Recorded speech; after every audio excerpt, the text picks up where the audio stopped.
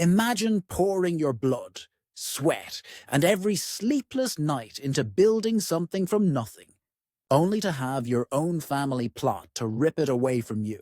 That's what happened to me, but what they didn't know was I had a plan. And when it all unfolded, the look on their faces was priceless.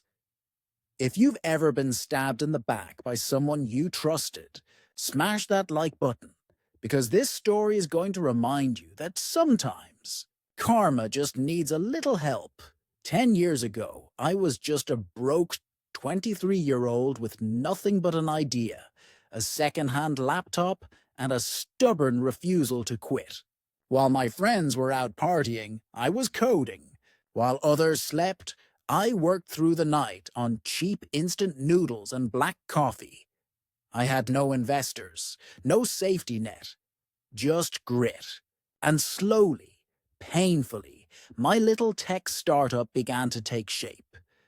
By my late 20s, that little project had transformed into something real, a thriving company with employees, contracts, and profits. For the first time, I could breathe. I was proud I had built something from nothing. But I didn't realize then that the people who would hurt me most weren't competitors. They were sitting at my family's dinner table. My younger sister, Sarah, had always been the golden child, 4 years younger than me, brilliant, beautiful, and my parents' pride and joy. They bragged about her like she was royalty. When she graduated from a prestigious business school, my parents beamed with pride. At every family gathering, it was, Sarah this, Sarah that. She's destined for greatness. So when they suggested she join my company, I thought, why not? She's family, and maybe it would be nice to finally work alongside her. At first, it was nice. She had a way of speaking that drew people in. She introduced some sharp marketing ideas, and I won't lie. Some of them worked. I thought we'd make a good team. But slowly, things shifted. Meetings started without me.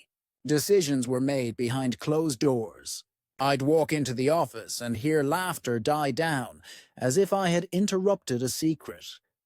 Sarah wasn't just helping, she was taking over. And the worst part? My team adored her. Her confidence, her polished charm.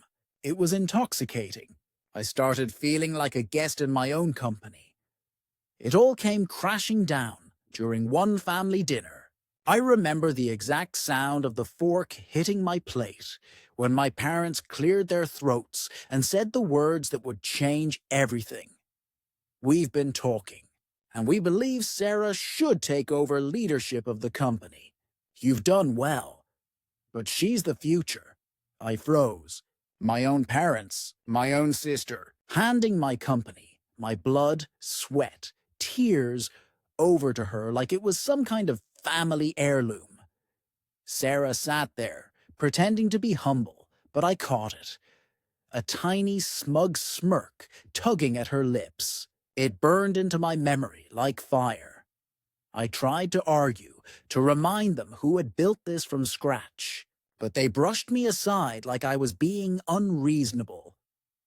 "Don't be selfish," my mother scolded. "This is what's best for the company." Selfish?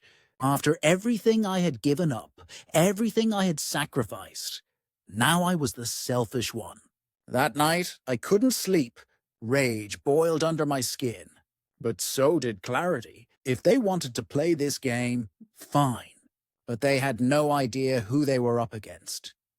I knew the company better than anyone. Every contract, every client, every weakness. And I realized something.